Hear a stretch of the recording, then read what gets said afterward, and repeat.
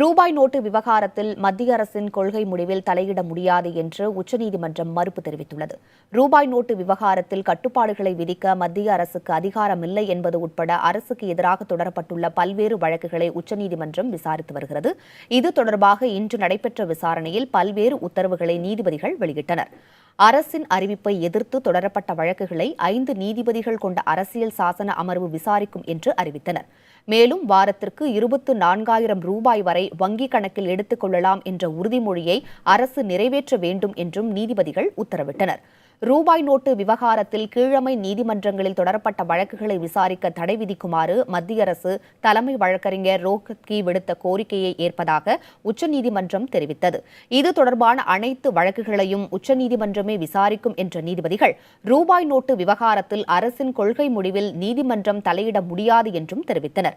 எனினும் அரசின் உத்தரவு குறித்து அரசியல் சாசன அமர்வு விசாரித்து முடிவை அறிவிக்கும் என்றும் நீதிபதிகள் தெரிவித்தனர்.